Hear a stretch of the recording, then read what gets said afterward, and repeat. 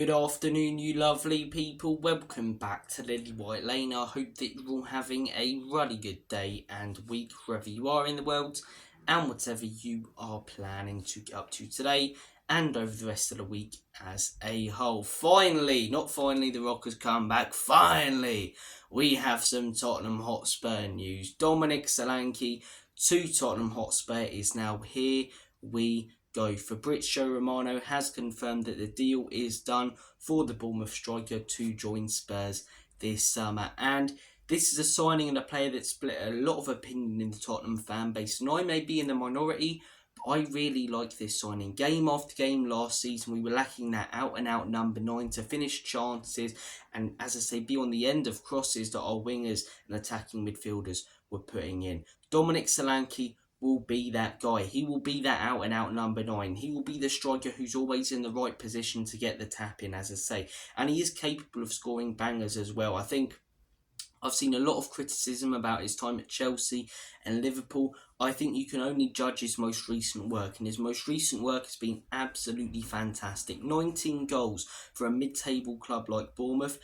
That's a pretty good track record, and you think he'll be getting a lot better service at Tottenham as well. And I think the sort of style of play that we have really would suit him, exploiting the overload, getting it out wide to the wingers who put the ball across goal. As I say, Solanke will be the man who's in there to put it in the back of the onion bag. Bournemouth fans really highly rate him, didn't want to let him go. I think this will be a very, very good signing. The price tag looks to be around 60 million, as I say, and I think this is a really good signing. I really, really do. I'm a big critic of Daniel Levy and Enoch, and probably always will be, because I don't see them changing properly or the way that I want them to change. But as I say, I do like Dominic Solanke. I highly rated him last season, and I can't bang on about how good he was game after game last season, but when Tottenham signed him, say that I wanted more, you know?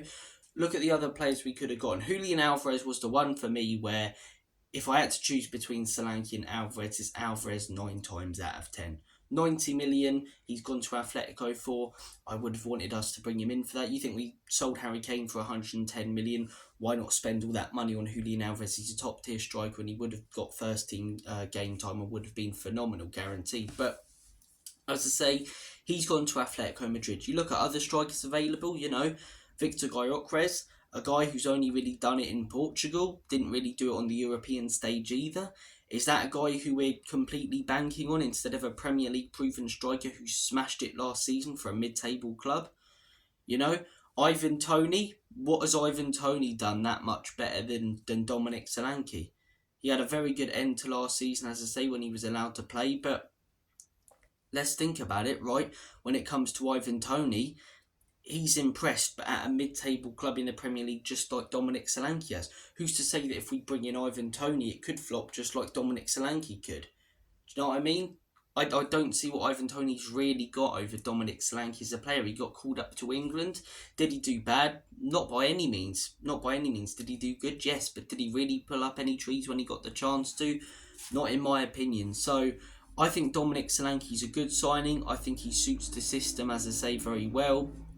I look forward to seeing what he can bring to Spurs. But no matter your opinions on Solanke, I'm just glad that the ownership has brought in a player that the manager wanted. We've heard stuff about Solanke, as I say, pretty much over the last year, especially since January, and it's clearly a player that Postecoglou really wants.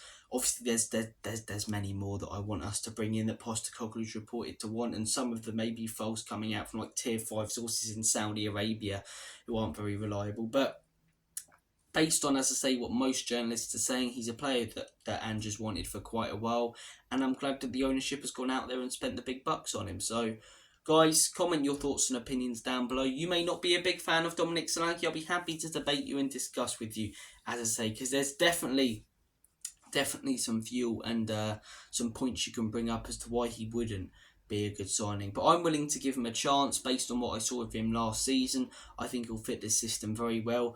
I think he'll score 20 plus goals with Spurs. I'm not saying he's going to score 30 to 40 or, you know, late 20s, but maybe 22, 23. I think that's pretty reasonable with the with the service he'll be getting, considering Richarlison scored, you know, 12 or 13 last season, considering that Son scored 15 or 16 last season, considering that he scored 19 at a mid-table club in Bournemouth. That's 3 or 4 more goals with far better service all season. So, Dominic Solanke, comment your thoughts and opinions down below. I quite liked the signing. Alvarez would have been the only one I would have preferred, but now, don't lie on your laurels, Tottenham. You've brought in Solanke. Go out there now and bring in Eze. Then go out there and bring in a quality number 6. Before the season, we're only a week away. So, look, let's see what happens with the rest of the transfer window. So far, it's been a pretty shite transfer window. Let's not beat around the bush. Well, not pretty shite. It's been a pile of pygmy hippo shite, really, innit? But hopefully, as I say, the end of the transfer window is smashing, and we'll see if it is. Solanke, comment your thoughts down below. Take care of yourselves. Have a smashing day. And as always, Comedy Spurs, Enoch and Lee.